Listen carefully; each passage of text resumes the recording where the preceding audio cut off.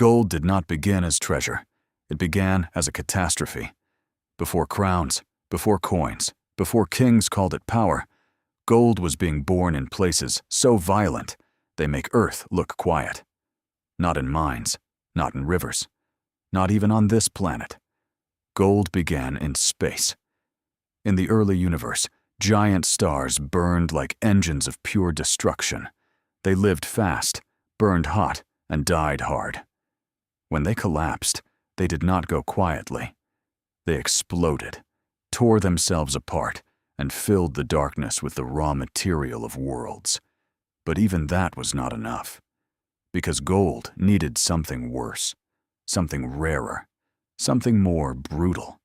A collision so extreme that matter itself was crushed and rebuilt in seconds. When neutron stars slammed into each other, the universe lit up with chaos. Shock waves ripped through space, energy exploded outward, and in that impossible pressure, atoms heavier than iron were forged. That is where gold was born, not in peace, in impact, in fire, in cosmic violence. Then it was thrown into the void. Tiny particles of gold raced through space inside clouds of dust and debris, drifting for millions of years through the cold, black emptiness. No kings, no temples, no value, just ancient matter floating through a silent universe, waiting for a planet that did not exist yet. Then Earth happened, a young world of lava, collision, smoke, and oceans of molten rock. Nothing calm, nothing stable. The surface was hellish. The sky was toxic. Asteroids hit constantly. Volcanoes ruled the horizon. And somewhere inside that burning newborn planet, traces of gold were trapped. Then gravity took over. As Earth stayed molten, the heaviest elements sank downward. Iron plunged deep toward the core. Gold went with it. Vast amounts of Earth's gold disappeared into the planet's interior, buried so deep that no human hand would ever reach it. That should have been the end of the story, but Earth never stays still. The planet cracked, shifted, erupted. Mountains rose, continents collided. Superheated fluids moved through fractures in the crust, carrying tiny amounts of dissolved gold through the rock like invisible rivers. Then the fluids cooled, and gold was left behind, vein by vein, thread by thread, locked inside stone, hidden underground, waiting. For ages, nothing happened. Then humans arrived, and everything changed. At first, gold was not currency. It was mystery. Imagine a human being thousands of years ago, crouching beside a river, picking through mud and stones, and suddenly seeing something flash in the sunlight. Not rusted, not dull, not broken. Bright, yellow, untouched by time. A metal that looked like sunlight you could hold. That changed people.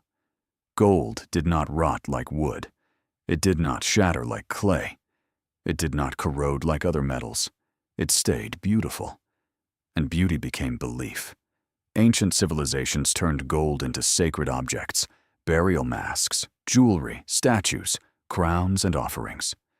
Priests used it. Rulers wore it. Tombs swallowed it. Empires displayed it. It became the metal of immortality, power, heaven, and divinity. Gold stopped being a substance. It became a symbol. Then it became obsession. Because once humans agreed that gold was rare, beautiful, and hard to destroy, it became something even more dangerous. It became value. And once a thing becomes value, people will do anything for it. They crossed deserts for it, sailed oceans for it, dug mountains apart for it, killed for it, lied for it, built kingdoms on it, destroyed kingdoms for it. Gold rushes turned empty land into chaos, rivers filled with desperate hands, hills were carved open, towns appeared overnight. So did greed. So did madness.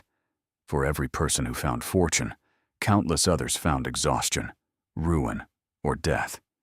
Still they kept digging, because gold does something to the human mind. It feels permanent. It feels powerful. It feels safe. And that feeling survived into the modern world. Today, gold is still worn, traded, stored, stolen, chased, and worshipped. It lives in bank vaults and wedding rings, in luxury and survival, in central banks and family heirlooms, in fear and in status. But gold is not only a symbol anymore, it is also useful. It resists corrosion. It conducts electricity. It performs under extreme conditions. So the same metal once buried in tombs now lives inside electronics, satellites, medical tools, aerospace systems, and the technology of modern civilization. A metal born in stellar violence now runs quietly through the machinery of the future. That is what makes gold different.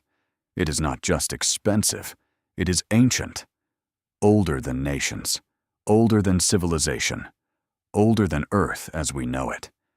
Every bar of gold, every coin, every ring, every fragment pulled from rock carries a history that began before human memory, before the first city, before the first word ever spoken. Gold is the aftermath of dead stars.